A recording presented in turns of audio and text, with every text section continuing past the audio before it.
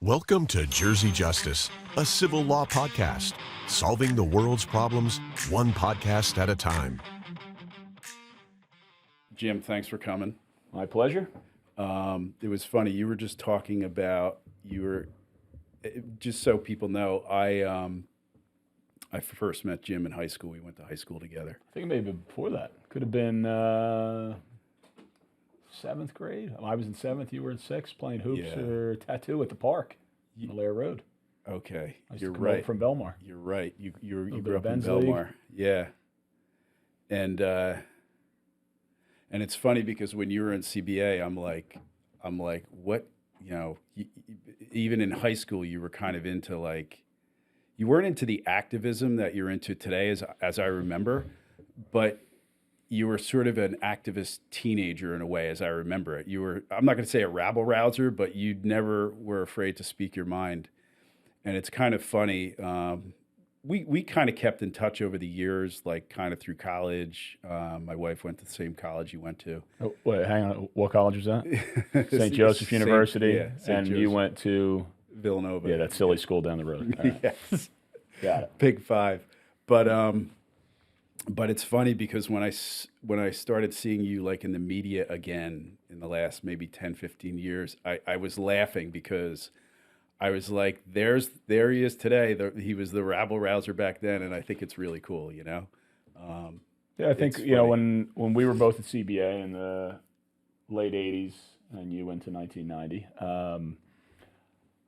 I would say I was just passionate about the school. Yes. Passionate about whether it was soccer, basketball, whatever everybody else was doing. You know, I'd get on the announcements every afternoon. This is Jim Keady, Secretary of the Student Council, and avid supporter of the theater program at CBA, and advocating for the things that I cared about. Yeah. Right? And I think that's the thread that goes through where what I cared about when I was 14, 15, 16, 17 years old at CBA, or what I cared about in my late teens through my 20s at St. Joe's University, started to change when I got into my mid to late 20s. And my advocacy became less about the things that were in this bubble that I grew up in and more about the broader world and the poor, the marginalized, the oppressed, the unwashed, the unwanted, and the voiceless. Yeah, so people know, we went to, Jim and I went to high school together at Christian Brothers Academy. It's in Lincroft, New Jersey. And, it's a funny thing because back then, there was a lot more priests and religious, and the school was run by Christian Brothers, which is just, people know, I mean, they can look it up, but the Christian Brothers is like a Lasallian order. They're not priests. They don't say Mass. It's in the Catholic tradition. Yep. They don't say Mass, but they're devoted to teaching, and they're based on St. John Baptist de La Salle. Yeah, it's a teaching order. France, right? In terms of religious order, it's their charism, as you would say, theologically speaking, is to teach, and particularly teaching young men. Yeah, and I remember, back in high school, at least, I was more, I don't know, I wasn't like in the top of the class and all that stuff, and I wasn't like, I would get in trouble a lot in high school. I got a lot of those detentions. It was so funny because at CBA, Mark, at the end of the day, Brother Ralph, he was the dean of discipline, or what was he? Well, there was brother Tim. No, that brother was my freshman year. So yeah, your freshman year through probably your senior year. Brother I had Ralph. Brother Ralph, and I had Brother Andrew Andrew was the principal. Brother Ralph was the dean of discipline. Dean of discipline, I think. Discipline. I think that was actually his title. Yeah. So then, Intimidating title. Not an intimidating. Brother Tim Tormey would tear your head off. Brother Ralph would get mad. Okay, so it's crazy how things have changed. So at the end of the day, what time do we get out? 2:32. 2:32. All right, so 2:32. So at like 2:29, they would do the announcements, and then they would go through the roster if who needed to go to Brother Ralph's office. They announced all the kids that had detention. DeFelice. And every Griffin. once in a while there was a Clark. Yeah. And I think once in my 4 years there was actually a Crotty got his name announced, and Crotty was John Like, Crotty, the basketball school. basketball. Like all that. Yeah. He, his and Mike as well. Mike played at Dartmouth. John was at UVA and then the NBA. Yeah, and then it's just crazy because, okay, so like one time I got in trouble, and one of the brothers, who will go nameless, like punched me in the chest, and my chest like collapsed. One time when I was a freshman, oh my God, it was crazy. I was I was talking before a test, and I turned around to Kurt Carwack. He sat behind me, and I said something, and we used to have to say the prayer. And then I got up. I was like laughing during the prayer because I don't know, and I sat down, and one of the teachers ripped me out of my chair, threw me into the hallway, threw me up against the locker. I literally pissed in my pants. I was so scared. I was a freshman. I was like 15 years old, 14 sounds years like old. a Marty Kenny moment. Was that? Yeah. I think about You said it, not me. And so here's what this relates to. I mean, how things have changed. Oh yeah. Like it's crazy. Like you can't say anything. You can't hurt someone's feelings. Look, I'm not advocating punching students and stuff. No, look, I coach at CBA. I've coached there for the last 7 years, and I think of conversations that I've had to have with parents that never would have happened when we were there. And I'm not saying like, oh, those are the good old days. Like I got hit too. I remember sitting in biology class, and Brother Tom, God rest his soul, just right hook, caught me in the jaw. And I stood up, and I'm like, brother, what the hell was that for? And he's like, Mr. Keady, you were talking. And I'm like, it was Duggan. And then he just popped Glenn in the face. And I mean, this guy, Jay Sims, got lit up in the vestibule. Like when you first walked into the biology lab, and there was that little space there, and then there was the office. Yeah. Just 20 times back and forth. Listen, I'm not advocating for hitting kids. I'm not advocating for that, but our society has gotten way too soft. I'm telling you, in a lot of ways. And don't hurt this person's feelings. Don't hurt that person's feelings. I did this not last summer, but the summer before. I did a Navy SEAL swim. It's a fundraiser for wounded veterans and stuff. And it now goes to benefit the Navy SEAL Foundation. And I was driving back in the bus, after, we swim across the Hudson River. Yep. We get out, we swim past Statue of Liberty and everything. And we get out, and then they'll bus you back to Jersey City to where your car is. And I remember when I was on the bus ride with a bunch of SEALs, there was a SEAL in there. He must have been in his late 50s, 60s. And they were talking about how there was just chatter about how the SEALs, they're not like they used to be. And I don't know this. I'm just saying what I heard, that there's like a softening to it. And it was either some things they were commenting about how they were graduating way more SEALs, or they were graduating way less SEALs because they couldn't hack it. But anyway, things have changed. I mean, Goggins David Goggins, a lot of people know. He's talked about that they were just the pre-buds camp that they do now, and they're just creating guys who can run faster, jump higher, but the mental toughness component was missing. So, and I think there's a balance to be struck. Like coming back to the CBA stuff. Like I remember Brother Tim ripped an earring out of a guy's ear. Right? Now, if that was because you couldn't wear it, right? Now, if you say something about a hairstyle, they can get sued. There's a different way to approach it. So having those same kind of boundaries and standards, and just doing it in a way that, hey, these are our boundaries and standards. If it's at a private school like CBA, this is, and we do this with the soccer program. Like in the beginning of the season, we have a mass. There's all the parents come, and then there's this briefing on this is what CBA soccer is about. And Muggs, CBA alum, who's the head coach, kind of goes through, like, we're the coaches, they're the players, you're the parents. Yeah. We'll talk directly to them. See, it's funny because I view you a little bit as a dichotomy. Like a couple thoughts. Number one, do you consider yourself like a liberal? Like, what would you say you are? Liberal, progressive? Well, I think the terms have changed in the last 5 years radically. Right. I think I am in the classical sense, I'm a liberal in that I'm open-minded, just the definition of the term. Right. I am open to having my mind changed. If we went back say 25 years when I first started doing my activist work, people would say, "Oh, Jim, he's a liberal." Some might say a radical. Some. You've been called that. Absolutely. Sure. Yeah. I've been called a radical. I've been called a communist. I've been called whatever, right? I jokingly say I'm much worse. I'm, you run Catholic. your own business, but you're a communist.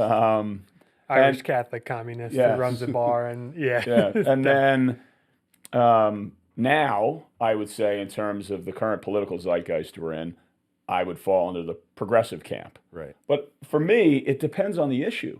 Like there are things worth conserving, and there are things worth changing. Because it's funny, and just going back, like in a way, I feel like you bought that, and that's what I was getting at when I was saying about the detention and how I used to get in trouble in high school. Is like I was not like in high school, but it seems like you bought that stuff hook, line, and sinker. You were like, because CBA, one of the big things this high school is, you come in as boys and you leave as men, and they treat you as men, and they call you men from like as a freshman. Men, exactly. And you bought into that stuff. It seems to me, I'm just from me looking out, like hook, line, and sinker. And it's funny because a lot of that stuff that we talked about, the discipline, it's conservative. Those are conservative values, and you also. I'm going to push back on that. I don't think it's necessarily conservative.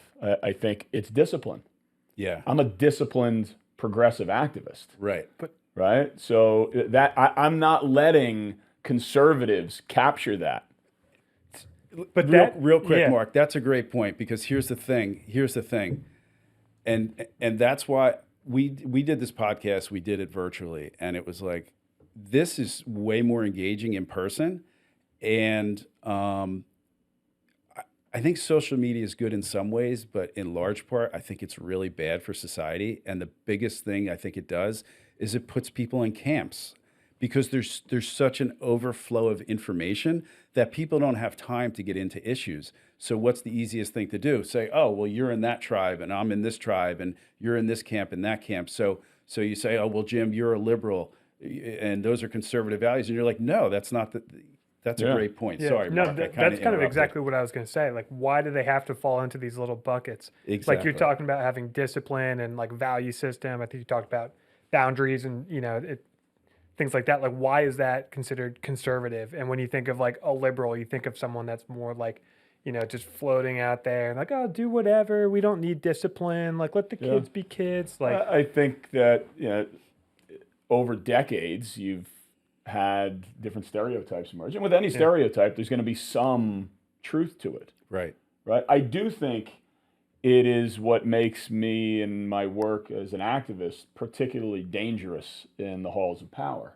It's fair. Because I'm not the hippie, patchouli wearing, kind of floating in like, hey man, like why can't we just get along? Right. No, I got my workout in this morning, right? I listened to Goggins or Jocko Willink on the way down here. Yeah. I've got my plan of action. Yeah. And I'm going to war non-violently. Right. Yeah. Right. So I think it would surprise a lot of people that someone characterized as a progressive activist. I'm listening to Goggins every week.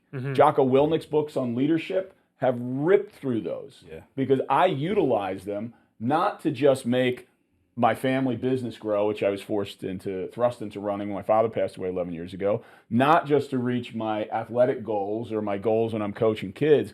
I'm using those skill sets to advocate most effectively, in the most effective ways that I can, for the poor, the marginalized, the voiceless, people that can't get into those halls of power, people that would be dismissed. Yeah. Like and I've had these conversations a lot lately, being involved in trying to stop the genocide in Gaza. I leverage this package. I'm 6'4", I'm 235, I'm a former college athlete, former pro athlete, played at an all-boys prep school, I coach at CBA. You're not dismissing me as some hippie, patchouli-wearing radical leftist. Yeah. You got to deal with now, not just me, now that we squared that away, let's talk about the issue. Right? Yeah. And you'd mentioned social media. I think one of the things that happens is not only do people have their own perceptions and then put people into camps. Right. The algorithm does it. Totally. Yeah, terrible. Right?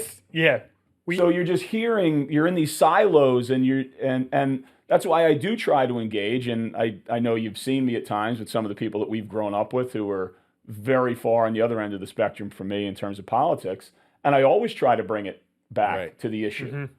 Right. And that's, one of the other people that have tremendous influence on me is Bruce Lee, the martial artist, and one of my favorite philosophers. People don't know it. He's a brilliant philosopher. Someone once told me, I remember of my friend in law school, he said that Bruce Lee could like stand in front of you a couple feet away, maybe a foot away, and kick you in the face with his foot. Well, you think that was true? Oh yeah, absolutely. Yeah. But what his school of martial art that he developed, Jeet Kune Do, the metaphor he uses is being a willow in a snowstorm. Like, let the storm rage around you and just let it go past. So a lot of times if you watch, like if you follow me on social media, and I know you've seen a lot of my stuff, we'll have one of our friends from Spring Lake, who will remain unnamed, will take a shot at me, right? You're a liberal, you're this, you're that. Yeah, exactly what you're talking about. And I let it, in the same, like Jeet Kune Do would say, let it go past. Yeah. Right? And I just go right back to the issue. And this is what happens. This is why we get caught in, we are so polarized. This is part of the training that I do with activists, particularly young activists, is they start engaging in issues too quickly. They don't see the humanity in the other, and they're trying to convince as opposed to understand. Or have a And people discussion. And have in. like a real discussion. Then people just dig in, conversation gets calcified, Yeah. and we don't get anywhere. Because it seems like, and what you were talking about before, how like, you started out and you were probably a liberal or like a radical, a few decades ago, and now you're way more in the middle. It seems like Nope, I am not way more in the middle. Okay. Absolutely not. I hold very dear, and there's a reason why, and this is one of the things that I try to do with people is to say, well, yeah, you seem you got like this radical position on the left. Why don't you ask me why? yeah, Because it should seem kind of odd, given that I grew up on the Irish Riviera, went to an elite all boys Catholic prep school, was a D1 scholarship athlete, played professionally, had the resources to travel the world when I finished college, just was in this bubble. What? How the hell did I get to the point that I'm advocating for people that would be considered like the underclass by many of the people that we grew up with? Well, that's Catholic-based social justice. I mean, I went to Catholic school my whole life. Grammar school, high school, college, and law school, and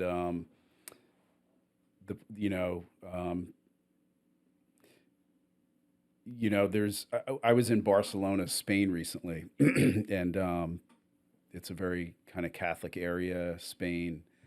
And I went into one of the churches. There's a Catalonian church. Well, there's a lot of Catalonian churches in the Catalonia areas of, I believe it's the Iberian Peninsula.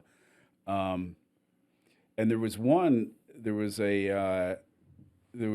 lot of sculptures around, and you can look this up. But there was one where there's a park bench, and there's a homeless person sleeping in the park bench. Jesus the homeless. Yes, with the thing covered. And I had never seen that before. Oh, really? Yeah, I'd never seen it, didn't know about it.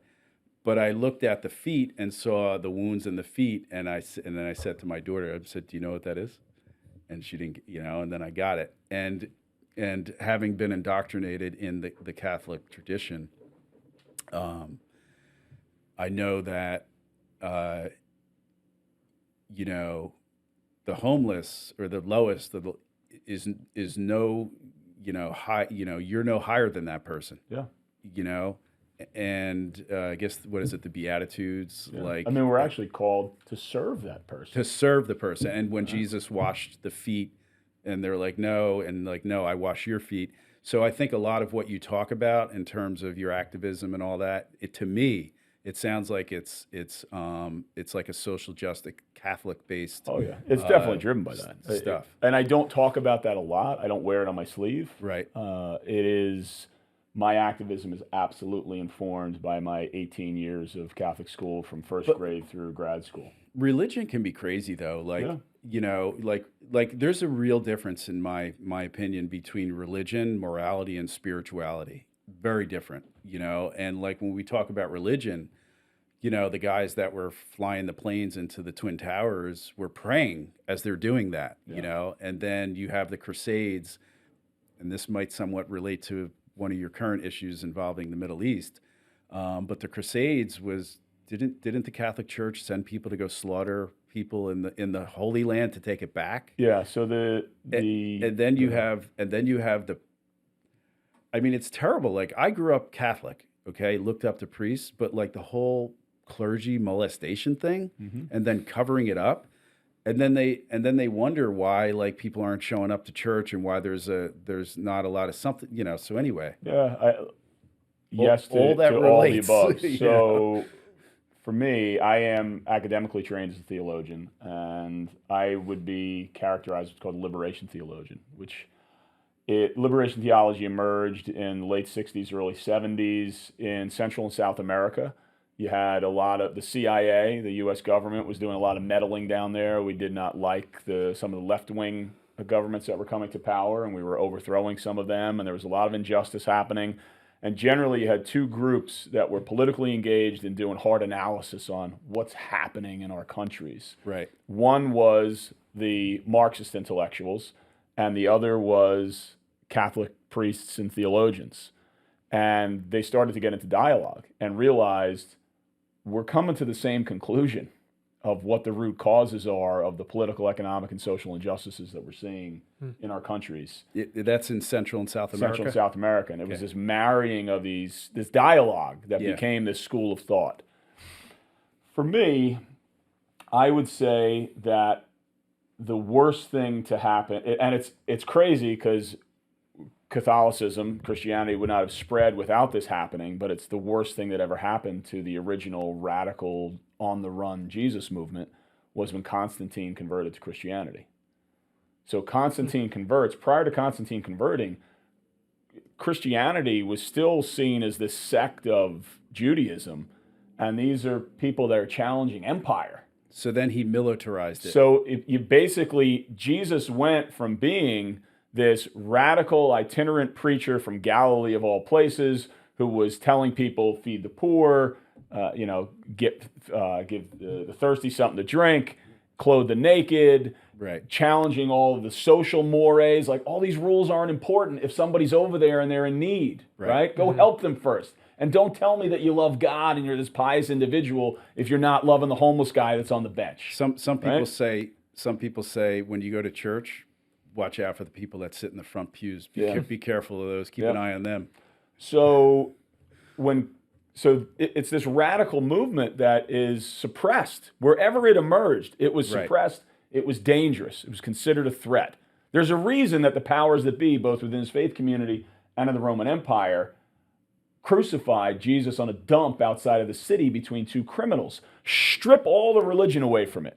Why did they do that to this guy? Because he was a threat to power. It was a threat to power. Yeah. It was here he is, right? So you got to imagine the scene in first century Palestine. It's occupied Roman territory, right? You're the Roman guy that's below the procurator. You're the head of the Sanhedrin, right? And Jesus is over here doing his thing.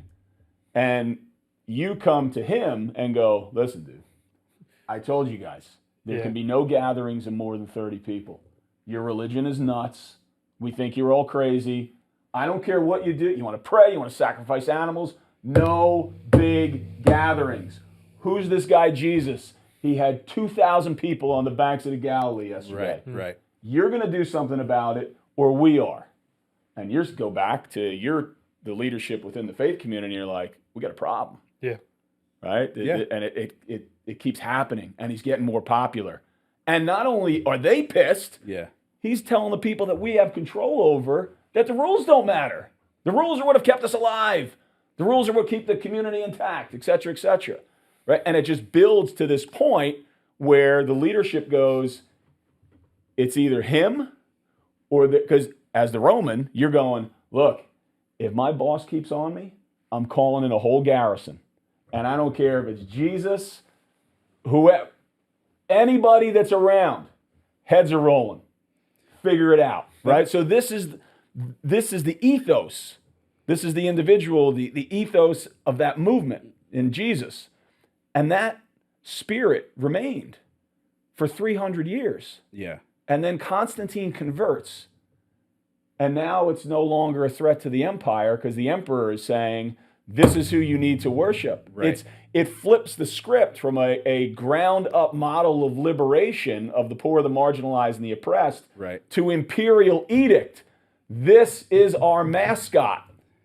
This is who we will have Yeah. on our shields, Yeah. on our insignia as we go out and conquer the world. And you think that's the demarcation where it became like militarized. Absolutely. You know, I was in And then the Taino Indians in Puerto Rico and Jamaica were just slaughtered by Spanish conquerors with crosses on their. Christopher Columbus, the Arawak people in Haiti.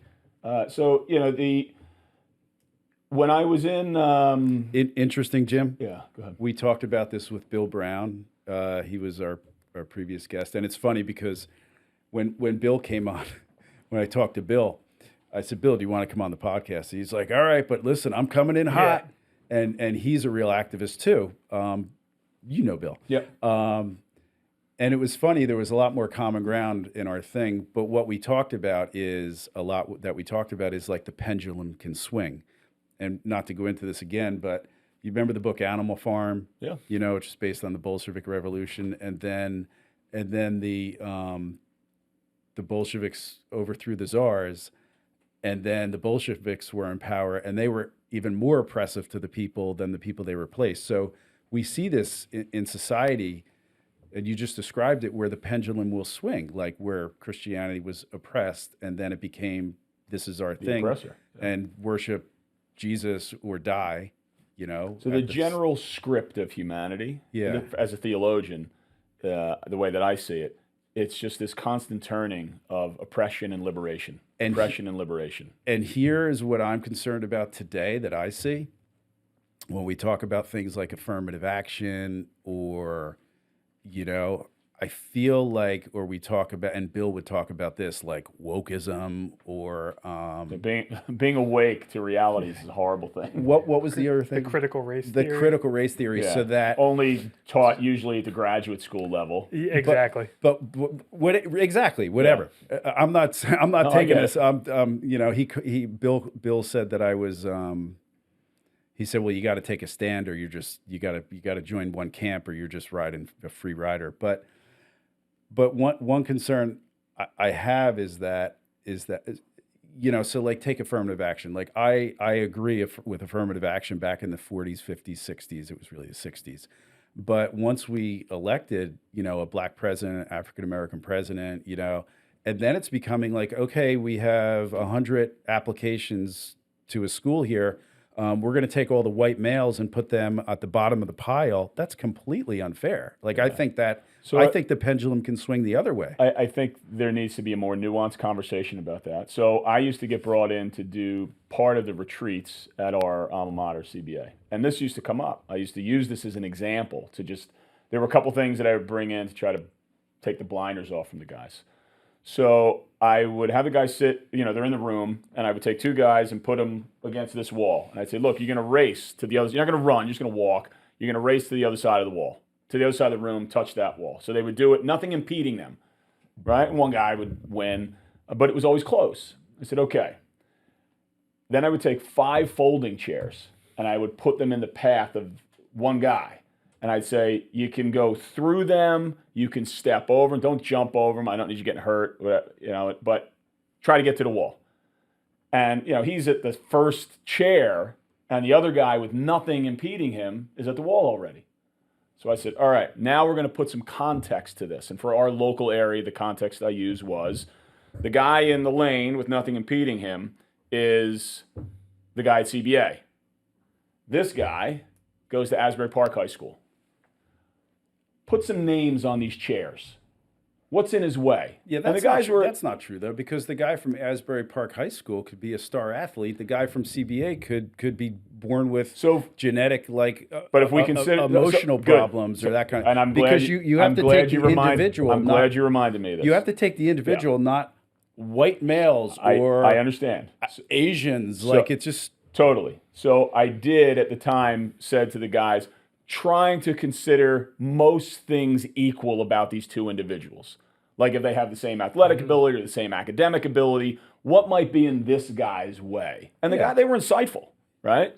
So they'd say... I mean, one could have an alcoholic parent and be rich and live in a mansion in Rumson.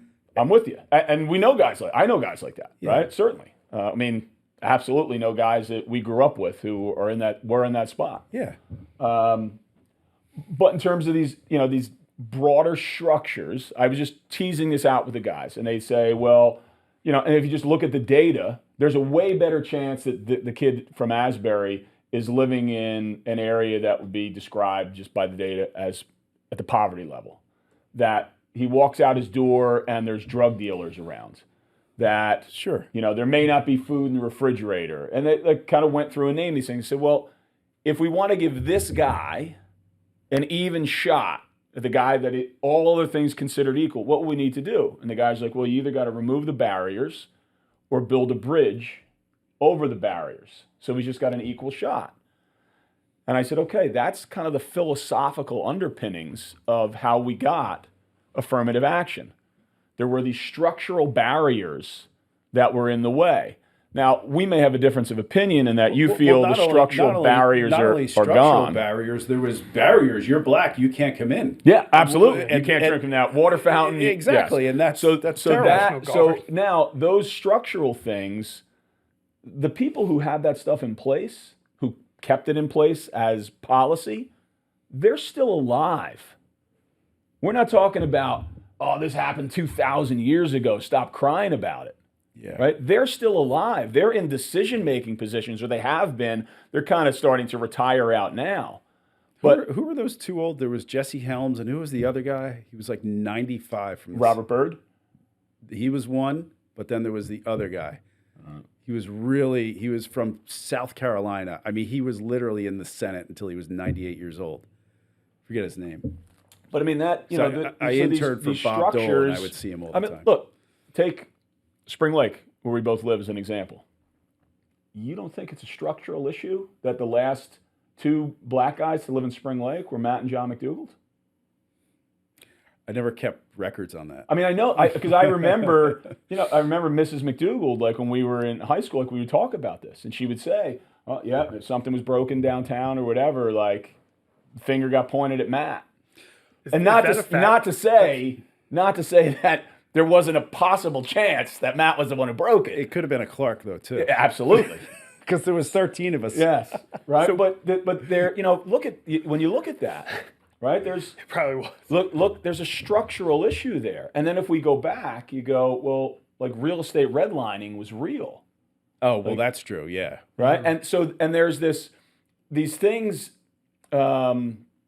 Like these inherited structures and wealth, and I don't mean at the individual level. Yeah. Right? But structurally, there are these things in place. And I understand when you're talking about, say, a working class white guy, right? You talk about somebody like Brown who, came out of a tough spot, on the river in South Jersey, and is like, privilege up yours, dude. Exactly. I rode a shitty bicycle to the Naval Recruiting Station. Yeah. Didn't have a jacket on, the freezing rain, working at some gas station, and then ground it out with the likes of, Goggins to get to where I was at. Right. Don't tell me I had any privilege. Right. Yeah. So I understand that. And this is where.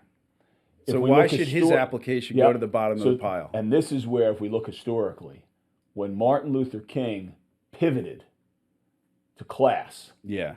That is where he got dangerous to the point that he had to be killed. Oh, God, because he began to advocate, right before he got killed, it was a sanitation workers strike. It was poor black guys, or working class blacks, working class whites, working class Latinos. Yeah. And you had people saying, stick to race, stick to race. He starts talking about the military-industrial complex that was grinding up at the time in the Vietnam War era. Poor and working class blacks, poor and working class whites, poor and working class Latinos. They were getting their tickets punched to Vietnam when guys like us at the time were going to St. Joe's or Villanova or finding some, like our Bone Spurs former president, right, getting their way out of it, right? So when King makes that pivot and says, it's yes, race and class are very intertwined, and now, though, really starts to heavily focus on class, I assert, as a student of that movement, that is when he got dangerous to the point where they said, we need to take him out, because now he's threatening the whole system. But I have a question real quick. Yeah. Jump in, Mark. I have a question. when you say he had to be killed, that sounds like conspiratorial. That there was now. Listen, I read what's the book? Hellhounds on His Trail or something. What's the book about the Kennedy assassination? I forget the name. Which one? Exactly. The one that Robert Kennedy recommends you read about it. Anyway, I read it. I forget the name. It escapes me. But I am really convinced that was not a lone gunman for Kennedy. Like, I'm very, very convinced that was a whole thing. I forget the name of the book. It'll come to me. But are you suggesting that Martin Luther King, what was his name? The guy that assassinated him on Lee Harvey Oswald. That It's was another Kennedy. three-namer. It was on the hotel. Are you suggesting that was not a lone gunman? That there was some movement behind all that? Possibly. And if it wasn't that gunman at that point, it was coming. I mean, King was clear. Yeah, but when you I've been to the mountaintop. I've seen it. I may not get there with you. He knew. It makes a lot of sense what you're saying, but when you say he had to then be killed, it's suggesting that there was like a movement against him, that as opposed to just the racist guy that killed him. I don't think it was just the racist guy that randomly killed him. No. In the same way that when I look at my heroes. But do you have evidence of that other than what you said? Like, is there any? The same thing you're talking about with Kennedy. I think there is a lot of literature on kind of the point you're making up that Martin Luther King was becoming dangerous. A book, I think it's called Hellhound on His Trail. It's about then after King gets shot, like the FBI had all these files on like Martin Luther King. He was becoming a big time kind of problem, like you said. The Kennedy book is Unspeakable. It's called Unspeakable. That's the book. But so you're saying that his pivot to being basically like, let's look at class, look at like income inequality, things like that. That's when he became... And the military-industrial complex, right? Because that's always, as I sit here and we talk about these conversations about affirmative action, like, again, and we're in a room, it's three white guys sitting around the table talking. Both of you guys went to CBA. I went to Wall High School, so I'm, not too far below going to a boys' prep school. Like, what is the solution then for those chairs and things? Should it look at income over just race? Because that will inherently group in, races that... should kind of get this affirmative action's head start. Because I hear Jerry's point. It's like we've had a black president. We had an African American president in office, but that doesn't mean that everybody else who's like waking up in a ghetto and working two jobs and raising their family's kids and going to school shouldn't get some kind of leg up in some one of the capacity. intellectual exercises that I like to do with people on this issue, and I don't necessarily think it gets us to the solution part, but it can break down some of the barriers to having the conversations that can get us to the solution. All right, so let's say that you worked for me at my family's tavern, right? And you worked for me for 20 years. And we just had a deal that, look, over these 20 years, this is the wage that you're going to earn, but it's going to be deferred payment. I'm going to take care of your housing. I'm going to take care of your food. And at the end of 20 years, it's going to be this lump sum. Right? And let's just say it turned out to be over 20 years, it's $500,000. And we get to the end of the 20 years, and I'm like, sorry, not paying you. Is that Social Security you're talking about? No. So stay with me on this, right? So how do you feel? I feel like I just burned 20 years. And Burned 20 years of your life? I cheated you out of your labor. Yeah, pretty bitter. Right? Okay. So, and you're owed $500,000. You might get a very good attorney to represent you, take me to court, right? And let's say in that process, you die. Is his estate still owed $500,000? If you were the attorney, you're fighting for that? Yeah, of course. Yeah. Yeah. And then it keeps going. You're up against a better attorney on the other side. Man, we're dragging this out, and there's appeals and this, and I'm delaying. And we keep going. And it's an unrealistic example, but 3 generations out, is his family still owed the money? Yeah. Yeah, okay. Right? Okay. Yeah. So now if we look at the free labor that was provided. So reparations? By people that were in favor of reparations? So, but do you see if we just think of it from I've cheated you of labor. Yeah. This is money you were owed. It's money that you and your kids didn't get to invest to then help your family build wealth. Generational wealth that wasn't necessarily earned by your kids. It was initially earned by his labor, and it puts you in a position 3 generations, 4 generations out that your family's in a really good spot. I'm not saying that you shouldn't have got that money. You earned it. You worked for it.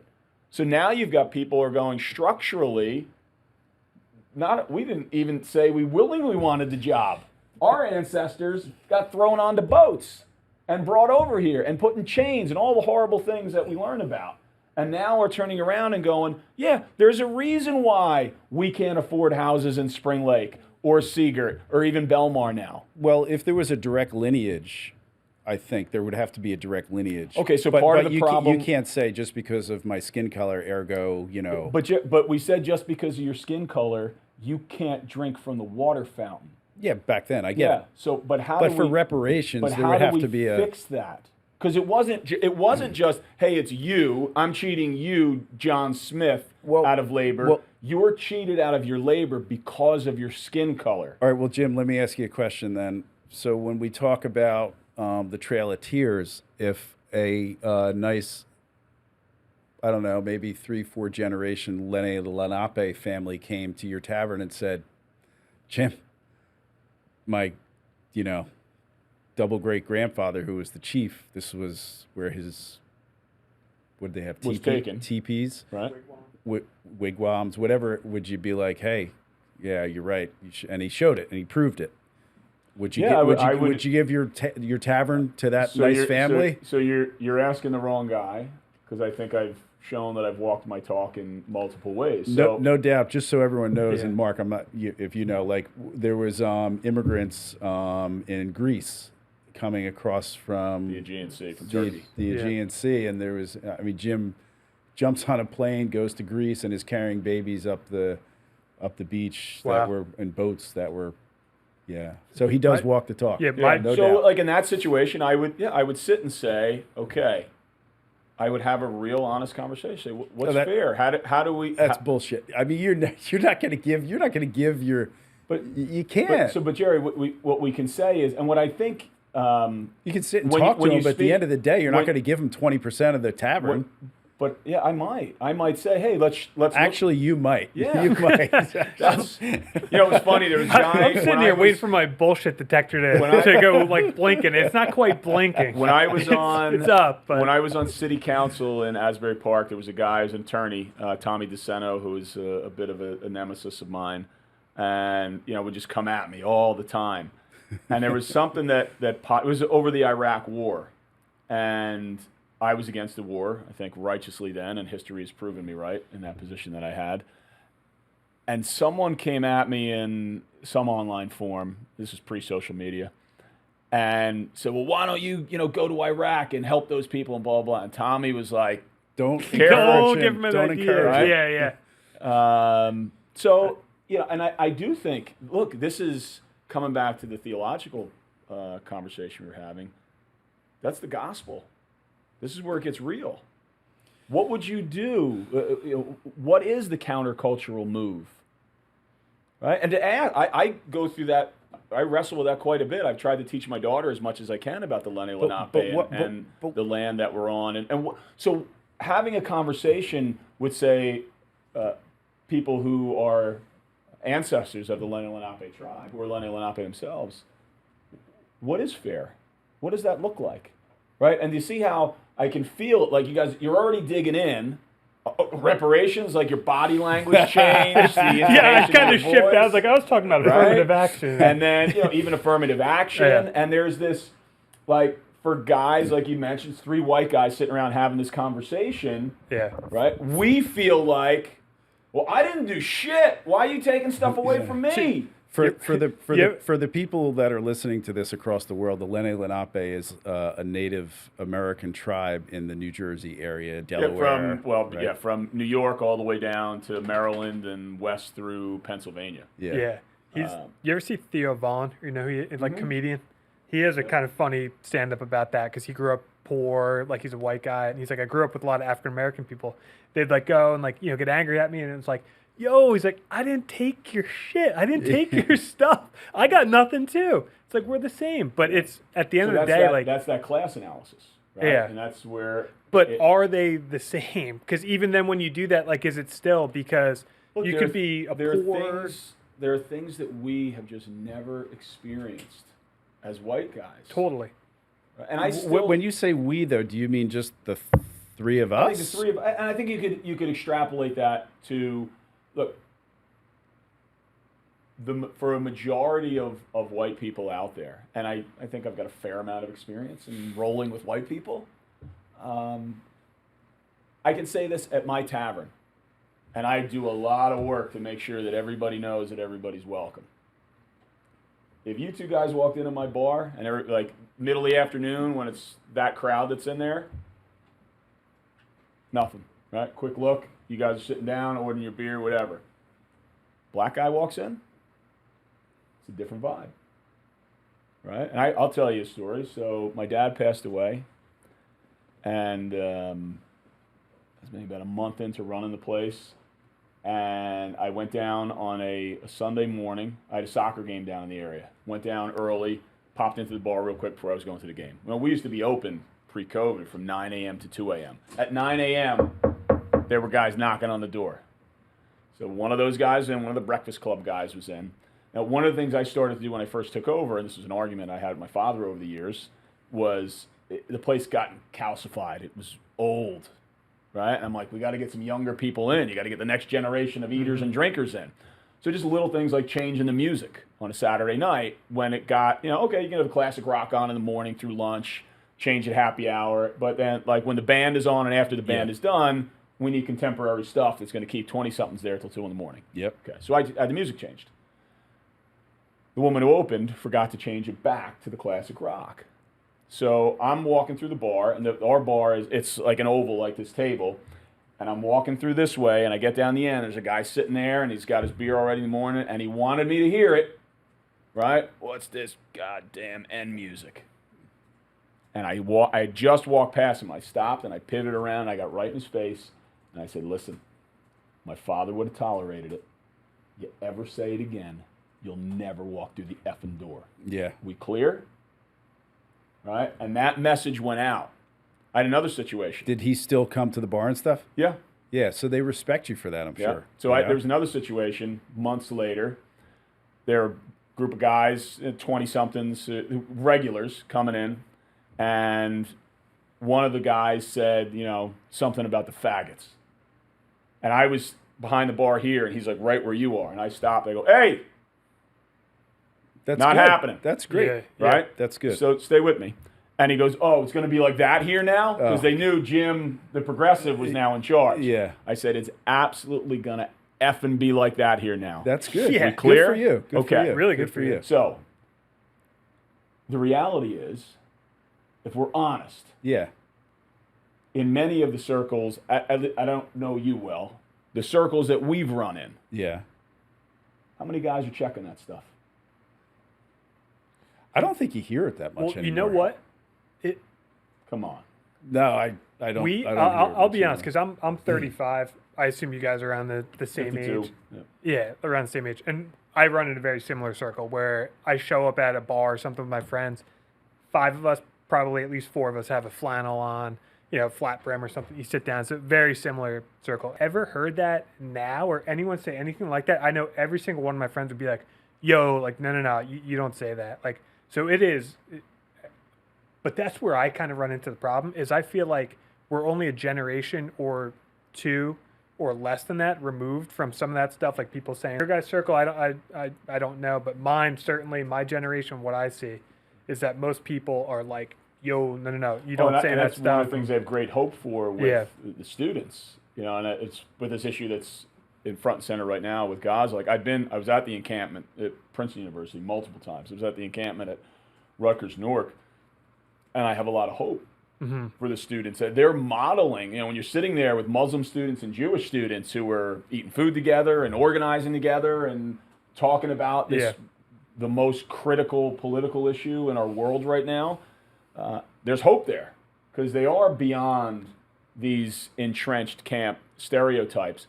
But those structures are still there. Those remnants are still there. And we've never owned them. You know what I want when you, like one thing, and this is not me personally, but when I've listened to, like I was a councilman in a majority-minority city, right? I've done a lot of work in just listening to the poor, the marginalized, the oppressed, black people, Latino people, gaining trust so that they really open up. You know what I would love for? A president of the United States to say, yeah, slavery happened. White people, not the ones that are living now, but the ones who founded this nation, brought people over from different places. Some white people. But now we got to a point where, the war was fought, and you could say some white people wanted to change it and fight against it, right? But in terms of the structure that was in place, most white people didn't do anything. They benefited from it, right? It's the same way, and this is where you said moderate, and I pushed back hard earlier. Yeah. What's the moderate position on slavery? When Slavery's in place. Oh, back Just turning then? a blind eye and letting it go. The moderate position on slavery? There isn't one. Because when you look through the lens of history, you go, dude, okay, you weren't whipping the slaves, but you didn't do shit to stop it. Right? So you benefited from the unjust status quo. What's the moderate position on denying women the right to vote? Yeah. There isn't one. Right? You can't be neutral on a moving train. You mean today? But when we look through, so it's easier, and when I teach about this stuff, it's easier to look through the lens of history. And you go, okay, was slavery wrong? And everybody would go, of course it's wrong. All right. Today they would say that. Today they would say that. Right. Yes. And we look at those people and go, oh my God, how could they have supported that? Well, the same people who supported that, either actively by putting policies in place that kept people enslaved, or passively by being cowards and doing nothing to change the injustice that they saw between their right in front of their eyes. Those are the same people today, right? Who No, they're not. The people today are dead. No. I mean, those people. So let me clarify. In terms of the dynamics, and you're seeing it as injustice right in front of their eyes, but they don't see it as that because they don't know anything else. It's a different error. So I would disagree in that they did know. It's easier to not do anything. Think about the issue that kind of really energized my activism, the Nike sweatshop issue. Right. Right?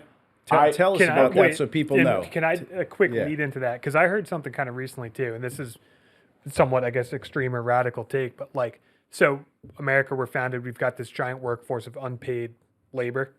Got to ask.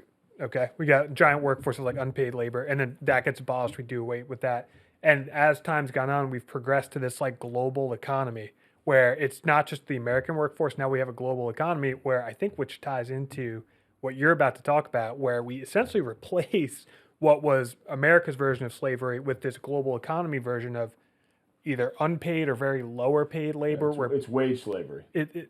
Yeah, exactly. So reading up, I think what you were about to start talking about was system. Right? This is that system of whether it's imperialism, capitalist imperialism. At other times, it would have been a mercantile imperialism. The overarching umbrella is imperialism, and it's exploitation of one population to the benefit of another. Exploitation and oppression.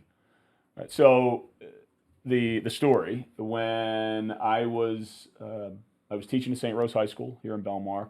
My night job was playing pro soccer. Back then, the old USISL, which is today's USL, there was not a lot of money in it. My contract was $3,000 a year. Now the league average median is 47 in the USL and $250,000 in MLS. I mean, starting salaries in MLS back then were $26,000.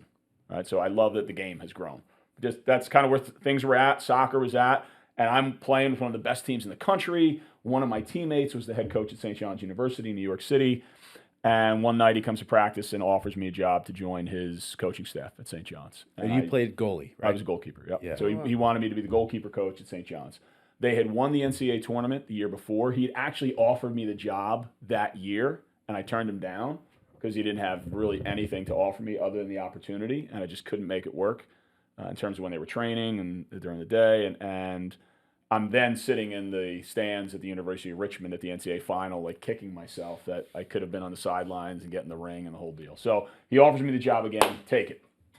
And when I went up to coach at St. John's, I had been a religion teacher, a high school religion teacher here in Belmar at St. Rose, and my students had really good questions that I didn't feel I always had good enough answers for, so I wanted to go back and get a graduate degree and figure some more stuff out.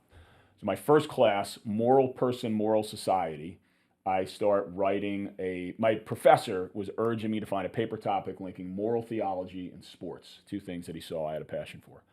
I decide by chance to look at the Nike Corporation in light of what's called Catholic social teaching. And what I found was, if you wanted to pick a company that violated everything that we claim to stand for as the largest Catholic university in the world at the time, Nike was it.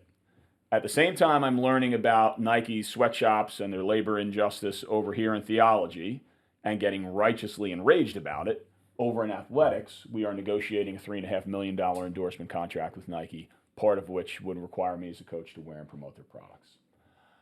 I, behind the scenes, took a stand and said, I don't think we should be engaged with this company. Here's what I'm learning about them. And for a year, right? And this is one of the things, like people will say, oh, he's a radical. He doesn't understand. He's a grandstander. Well, you don't know about the years worth of research and meetings. I met with everybody they asked me to meet with, looking for answers. And finally got to the point where I said, I cannot and will not be a walking advertisement for this corporation. And I was given an ultimatum. You wear Nike and drop this or get out. Right. And I held my ground. I was forced to resign, became the first, and I'm still the only athlete in the world to say no to Nike on the sweatshop issue. That was big news. I filed a lawsuit against St. John's and Nike, come out of the courthouse, and there's ABC, NBC, Fox. I'm on HBO Sports, ESPN. I'm getting invited around the country to speak about the issue, even at places like Villanova. And then people were criticizing me, saying, you know what you're talking about. Those are great jobs. This is part of development. Guys that we grew up with who were in the finance sector, nearly had fist fights at times with them and some of my college fraternity brothers over the issue. So for me, wanting to walk my talk and prove these guys wrong, I said, I'm going to move to Indonesia. So I went and moved to a slum outside of the capital of Jakarta, and I lived with Nike factory workers for a month and tried to survive on their wage. It was $1.25 a day at the time, and I lost 25 pounds in a month living on a Nike sweatshop wage. And I sat in rooms and met with all these workers, and I documented the same way like you would do a deposition, just deposing. How old were you then? Workers. I was 28, I think. And you're Oh, wow. So it's not like you're a kid. I mean, you're still young, but you've got some life experience, some worldview, and wow. Right. And I promised those workers, I'll go home, I'll tell your stories. And I thought I was going to do it for 6 or 7 weeks, and I did it full time for almost 15 years. Wow. And going back and forth to Indonesia. And one of the things I asked at the end of, so I did this 1 month experiment, then was partnered with some international NGOs to do a campaign at the Sydney Olympics, because Nike was the lead Olympic sponsor, and we hammered that. I was supposed to be in Australia for a week. I had to stay for 3 because of the amount of media requests, and just kept hammering away on Nike. I go back to Indonesia, and I met with the labor organizers that had helped me develop this project, and I'm like, you want me to stay? How do I best help? And they said, go home. The problem is emanating from your country, right. These companies. Educate people about what's going on and advocate for us. And I still do that. I'm working on a case right now. They're cheating workers out of wages at Nike's Chinglu factory in Tangerang, Indonesia right now. I was just working on that. Specifically today, did it help? Has it changed? Yeah, there's been, I'll get into some of the things that we've been able to win on. Yeah. Right? But coming back to the point I wanted to make where I raised that, and then you wanted the background and the story. Yeah. I've lectured at more than 500 universities in 43 different states and 3 different countries. Yeah. I have met with guys who I know personally who've played on the U.S. national team, women who've played on the U.S. national soccer team, some of the heroes that, people had up posters on their walls. I have talked to guys who've been in the NBA. I have talked to D1 college coaches all the way down to even our high school, right? People know what's going on. Yeah. And they choose to not act because it's uncomfortable and they may have to sacrifice something. Yeah. Or they're just afraid that they'll get blackballed somehow. So that's and this is, look, fear is what I believe as spiritual beings who are having a human experience. Yeah. That's our greatest calling, is to overcome our fears, and especially the fears that keep us from serving God. And don't tell me you serve God if you're not out serving others. Yeah. So when we talk about the issue of slavery, you knew it was wrong. You were a coward. You didn't do anything. Who? Right? In the slave times, right? Yeah. You were a coward. You didn't do anything. What? Well, I was afraid I was going to get shot. Well, again, many of these people consider themselves Christians. Yeah. Well, Jesus says to lay down your life for someone is the highest calling. So now, just take that dynamic of not acting out of fear, benefiting from a system that's unjust, because I'm afraid how I might get hit if I stick my neck out, and just transpose it onto today's dynamics and pick the injustice. Yeah. When you brought up another thought I had, when you brought up like the injustice of women not being allowed to vote and all this. And Took then, 72 years of active organizing to change that. Yeah.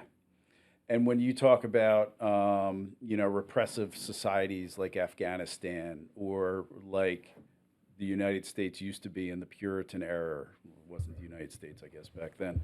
Colonies. But the colonies, and women's suffrage. And, I remember like when I grew up, if someone was like gay, it was like, oh my God, it was like you had to stay in the closet. And and it was terrible. Now it's like, in many ways, it's like a trendy thing. Like, frankly, I think a lot of people, get a same-sex girlfriend or boyfriend just because it's like a trendy thing almost. Yeah, in some ways. But hold on, but I understand. This is where I'm going, Jim. This is where I'm going, because you talked about the pendulum swinging. So I think it's great that it's acceptable now, because so many people that were, gay or whatever back then when we grew up, and certainly before that, it was torture for them, and the fear of being outed or something was terrible. And I think it's great now that it's accepted because... But that just didn't happen, Jerry. Oh, of course it didn't. There was activism like people like you. But here's the problem I have. We talk about the pendulum swinging. Now it's like, apparently, and again, you can correct me, maybe I don't have all my facts on it, but like gender affirming care. So like when you talk about gender affirming care, okay, there's a book called The Words That Work, okay? And for years... By Luntz, right. I'm sure you know about that book. I absolutely know that book. All right, so I've gone at Frank Luntz for years now. Yeah, so here's my understanding. Okay, so like... Machiavellian wordsmithing. Go ahead. Exactly. And it was called, for years, it was called the death tax, right? Yep. And then death tax, geez, I don't want to be taxed when I die, so people were against it. And then when they called it the estate tax, oh, that sounds like a tax on rich people, and then it got passed, right? And then gambling, oh, geez, gambling, that's bad. I'll call it gaming. So then they call it gaming, and now we have more gaming going on, which is a whole nother issue because I think it's ruining sports.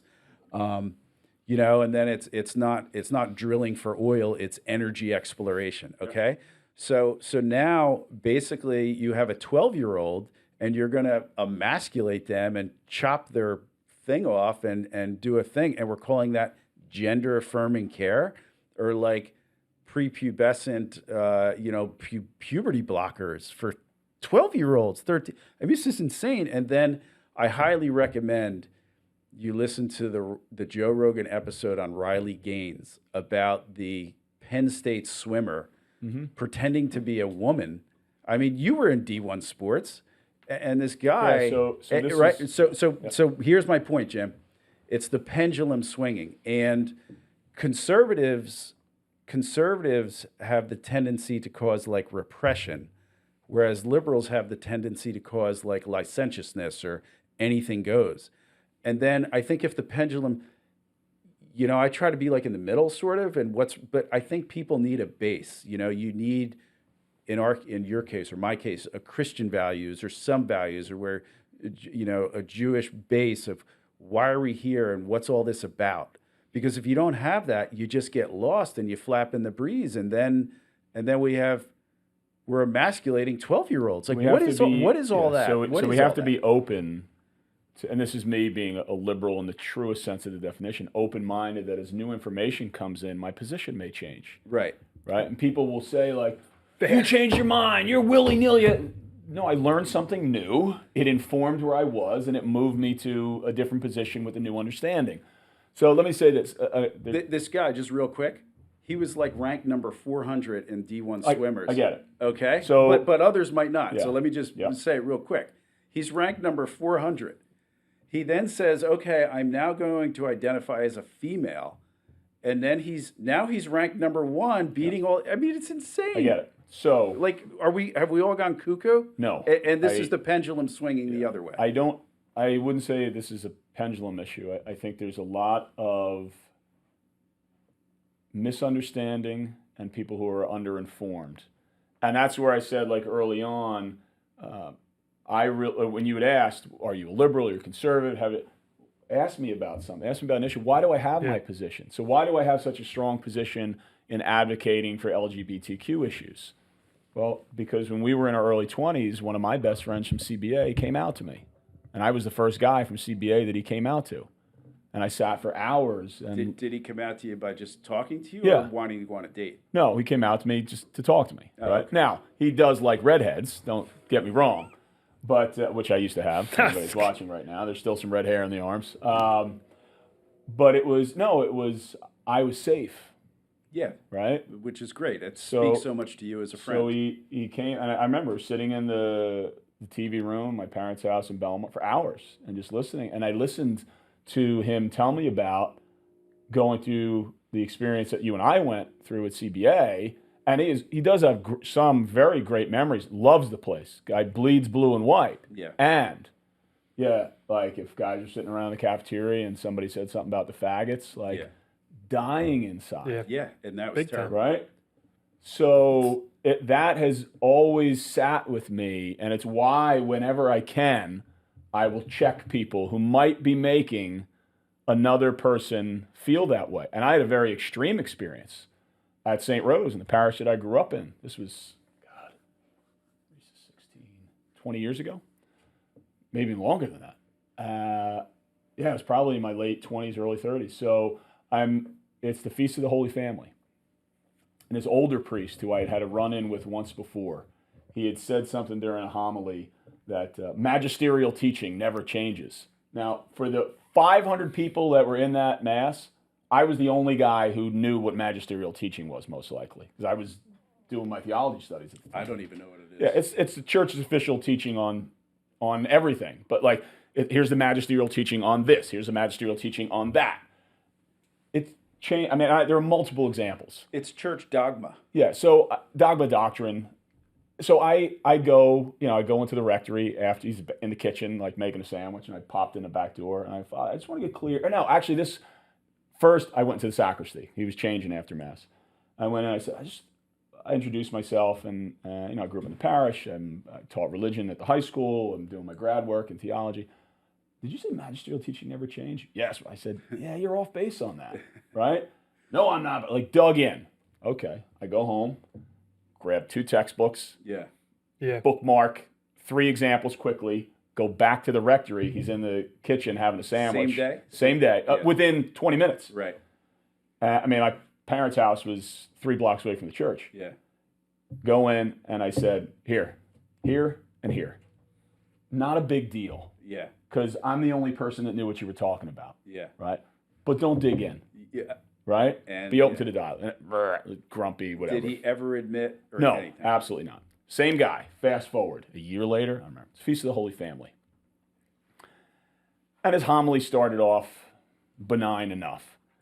And then he starts railing on what's killing the modern family. Yeah. It's premarital sex. It's divorce. It's like the sexual agenda. Okay. Meanwhile, the priests are banging 12-year-olds in the. It's Right. disgusting. So then he said something about homosexuality, and I said to my fiance at the time, I'm like, let's go. We start walking out. So St. Rose's Church is in the form of a cross. I'm about halfway down the cross towards the back door, and he's going, now it's fire and brimstone. And the scourge of homosexuality. And I pivoted, and I walked right up to the front of the church, like right in front of him, in front of the entire church. And I said, Father, Jesus, 'cause in my heart, in my mind, Right. I'm thinking if our friend from CBA Yeah. at 14 He's in is your sitting mind big right time. now. Yeah. in that church Yeah. and He could go jump off a bridge because here's of the that. moral authority Yeah. saying, what do you do with scourges? Yeah. You eradicate them, Yeah. right? And I took him to task in front of everybody. I said, Jesus' message is one of love inclusivity, community, compassion, right? And you are miseducating this entire congregation, right? That's great. So then, like, people are like, what the hell's going on? This one guy called him, like, Jesus bouncer. So, sir, please leave. I got some old lady yelling at me, you don't belong here. I'm like, I was baptized in this building. There you go. Reconciliation, First Communion. They'll probably bury me here. I belong here as much as anybody. He's wrong. Now, what's funny is, as the story evolved, 10 years later, I'm talking to another CBA alum friend of ours. So Did Keady went up and punched a priest in the face. Right? You verbally punched him in the Did he respond to you, though? No, did the priest, like a deer in headlights. Yeah. Did he stop talking? I don't know what happened after I left. It was funny, actually, one of my old... No, when you're saying this, did he stop talking? Yes. Oh, yeah. And my voice is like this. Yeah. Like you could have heard a pin drop in the place. We're definitely not going to have sound problems on this podcast. And it was funny because one of my former teachers, Mr. McGovern, was in Mass, and I called him, like, you know, like when I knew Mass would be over and he would have gotten home. And I'm like, what'd you think? He goes, Jim, I got to be honest. I was like half asleep. I didn't even hear what the guy was saying until you started going after him. It's amazing how similar you and Bill Brown are. It's the funniest thing. It totally is. You're our second guest on our kind of revamped podcast, and we were joking, like, yes, the requirement to be on the podcast is you have to stand up and heckle Chris Christie. Yeah. We can tell that story as well. So there's my experience in terms of standing up for LGBTQ rights. Hold on real quick. Are we on a time? Yeah, like in a minute. All right, we got a minute. We got to take a break.